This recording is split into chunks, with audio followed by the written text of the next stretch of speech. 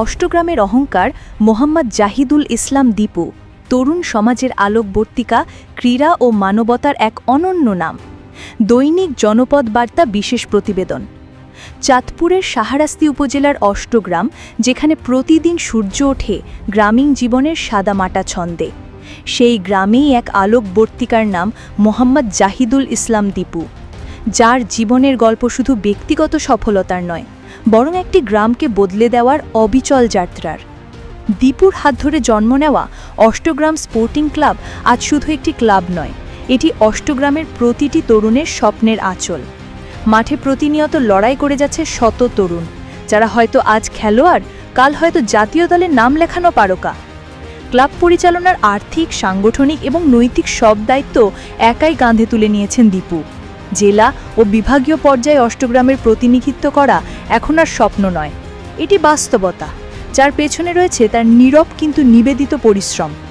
Corona মহামারীকালে যখন চারিদিকে আতঙ্ক, ক্ষুধা এবং অনিশ্চয়তা, তখনও একাই মাঠে ছিলেন দীপু।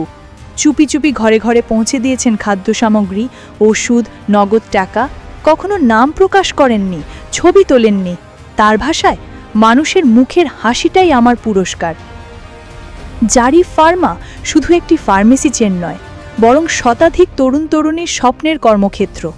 এখানে সুলভ মূল্যে স্বাস্থ্যসেবা যেমন পাওয়া যায়, তেমনি শেখার সুযোগও রয়েছে। ওষুধ বিক্রির পাশাপাশি সমাজসেবার আদর্শ শেখানো হয় প্রতিটি কর্মীকে।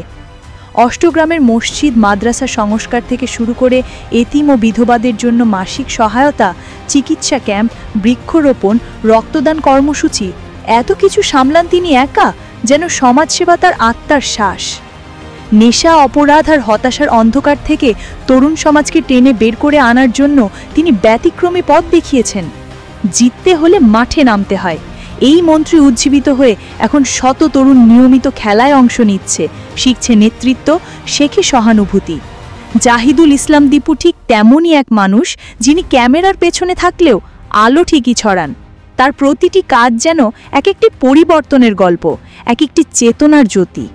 তাকে শুধু অষ্টগ্রামের গর্ব বললে কম বলা হয়, তিনি এক উদাহরণ, যেখানে হৃদয়, নেতৃত্ব ও নৈতিকতা মিলে তৈরি হয় একজন সত্যিকারের নায়ক। দীপুর মতো মানুষের গল্প আরও বেশি ছড়াক, আলো দিক আগামী প্রজন্মকে। সমাজ হোক মানবিক, নেতৃত্ব হোক দীপুর মতো সাহসী ও নির্লভ।